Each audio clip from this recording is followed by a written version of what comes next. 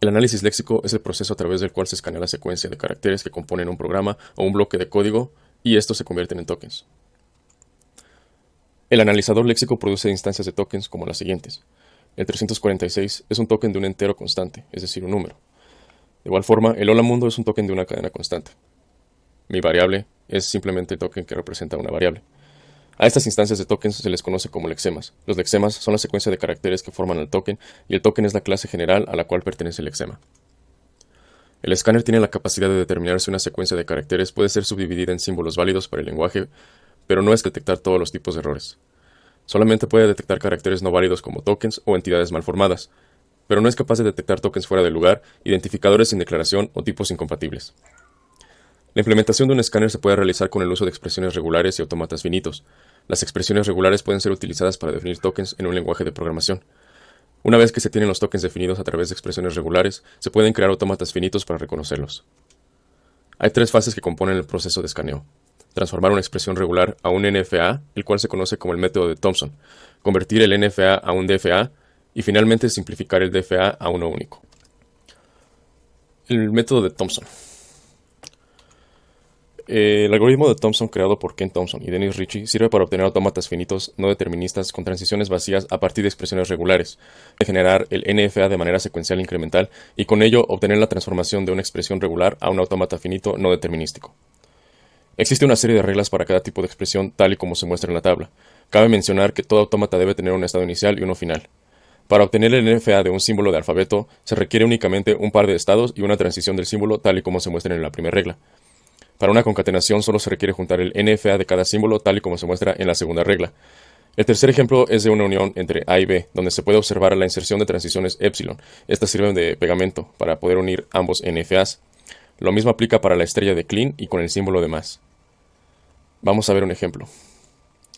Primero se debe separar de la expresión regular los símbolos del alfabeto y se generan los NFA de cada símbolo. Hay que recordar que todo autómata debe un inicio y un final. Luego se deben aplicar las reglas dependiendo de los símbolos de la expresión regular. En este caso tenemos una unión entre A y B. Como menciona el texto, el epsilon funciona como una clase de pegamento para aplicar la unión de los NFAs de los símbolos A y B. Para las estrellas de Klein se debe agregar un loop de epsilon que permita correr su contenido de manera ciclada. Y ya al final, para la construcción de nuestro NFA se debe concatenar con las demás expresiones. En este caso solo hizo falta juntar las expresiones de A y las dos Bs finales, y ya con esto ya tenemos nuestro autómata finito no determinístico. El siguiente paso es la conversión del NFA a un DFA. Un autómata finito determinístico tiene a lo mucho un extremo por cada estado por un símbolo dado. Para hacer la conversión se necesita hacer una tabla de apoyo para identificar las cerraduras epsilon. La función lo que hace es identificar los estados a los que se puede llegar si se ingresa un símbolo del alfabeto. La función de cerradura se dedica a obtener todos aquellos estados que se pueden alcanzar con el símbolo epsilon. Vamos a ver un ejemplo de esto. Partiendo del NFA del ejercicio anterior, procederemos a realizar la conversión a un DFA, y como apoyo para el ejercicio vamos a utilizar tablas que sirvan para ordenar los datos. Para la primera tabla se deben colocar del lado izquierdo todos los estados del NFA, que en este caso son del 0 al 10. Después se procede a llenar los datos de la misma. Se analiza A en el estado 0. Como podrán ver, no hay una flecha con A, por lo que no se pone nada. Lo mismo sucede para B. Y por consiguiente se analiza la cerradura de epsilon para el estado 0, es decir, se buscan todos aquellos estados a los cuales se pueden llegar por el símbolo epsilon. Cabe mencionar que de manera implícita siempre se ingresa el estado saliente a una cerradura epsilon. Por lo tanto, los estados resultantes de la cerradura epsilon de 0 son 0, 1, 2, 4 y 7, y por tanto se registran en la tabla. Para 1 es un caso similar. Sin embargo, su cerradura de epsilon es diferente, ya que únicamente tiene acceso al 1, 2 y 4. Ahora para el estado 2 es diferente. Como podrán ver, este estado sí tiene un conector con A para con el nodo 3, y por lo tanto se registra en la tabla. Este proceso se continúa hasta llenar toda la tabla. No hay que olvidarse de señalar cuáles son los nodos iniciales y cuáles son los finales. Una vez realizada la tabla de flujo, se procede a crear otra tabla y de manera opcional una tercera que sirva de apoyo, sobre todo aquellos autómatas que son más complejos. Partimos nuevamente con 0, sin embargo partimos con 0 y con toda su cerradura de epsilon, dándonos lo que será nuestro primer estado. Luego se debe hacer la función de mover del estado con respecto a un símbolo. En este caso, como podrán observar, solo el 3 y el 8 tienen una transición con A, ya que a pesar de que el 0 no tiene una conexión de A, el 2 y el 7 sí, mismos que llegan a los estados 3 y al 8 respectivamente.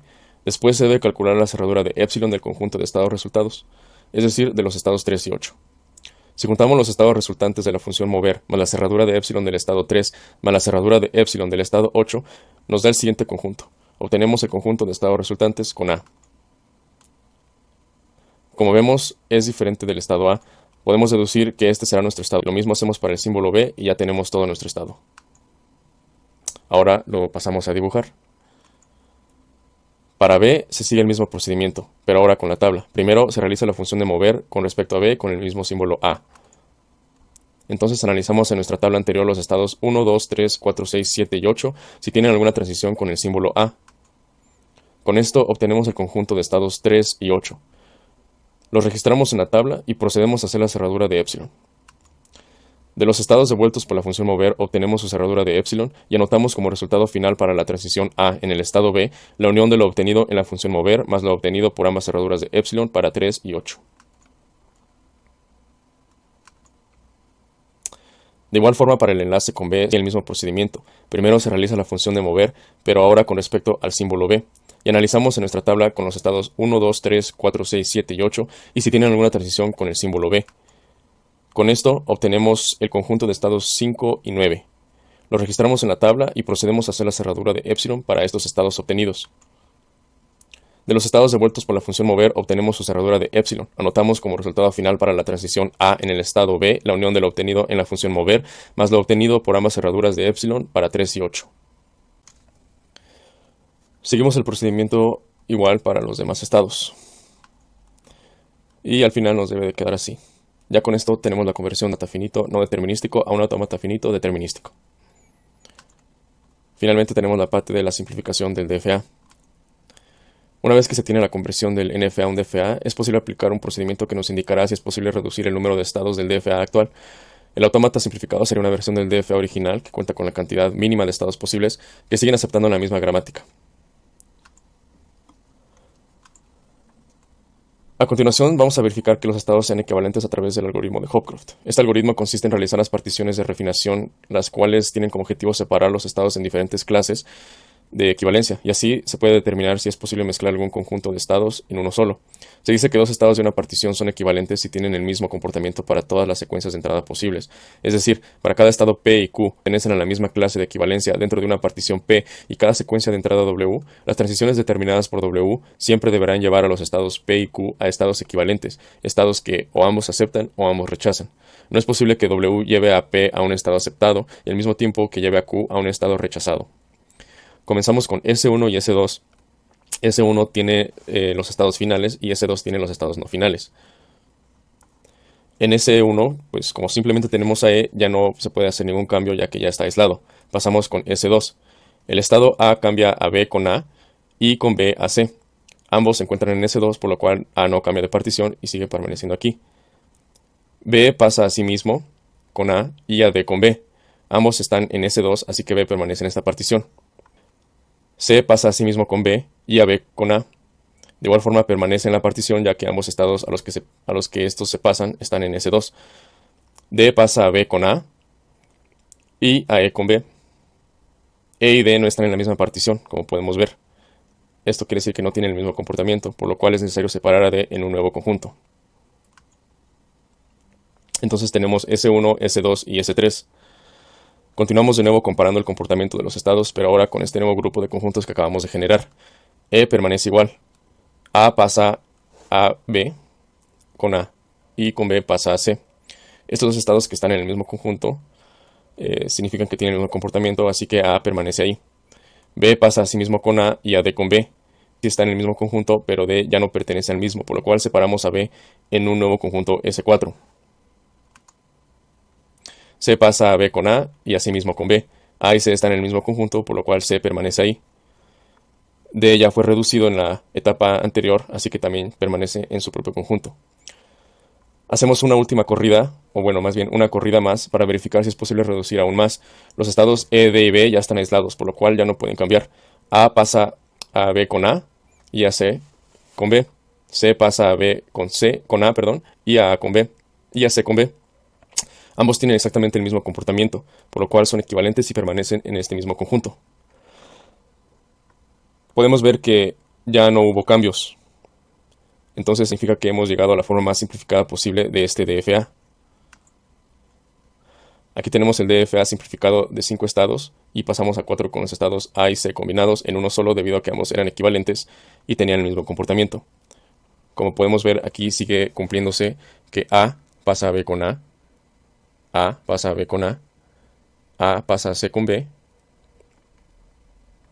y C pasa a B con A y pasa a sí mismo con B. Y finalmente pasamos a la parte de comparación en donde vamos a ver la ejecución de los diferentes autómatas con una misma cadena. Entonces, la primera simulación va a ser con un DFA. Tenemos aquí nuestra expresión regular y nuestra cadena de entrada va a ser ABA-BB. Entonces, empezamos con la B, luego una A, seguida por una B, nuevamente una A y otra B y finalmente otra B. Y vemos que estamos en el estado final, lo cual significa que funciona bien con este autómata. Ahora vamos a ver una simulación en un NFA. Entonces tenemos aquí ahora nuestro autómata NFA, igual la expresión regular y la misma cadena de entrada que utilizamos en el DFA para correrlo aquí en nuestro NFA. Entonces iniciamos con la B, pasamos a una A, nuevamente una B, A, B y la B final y vemos que quedamos estado final. Podemos ver que en ambos funciona. Obviamente es más claro visualizarlo en un DFA, ya que no tenemos todos estos épsilons. Y ahí está la comparación de la corrida tanto en un DFA como en un NFA.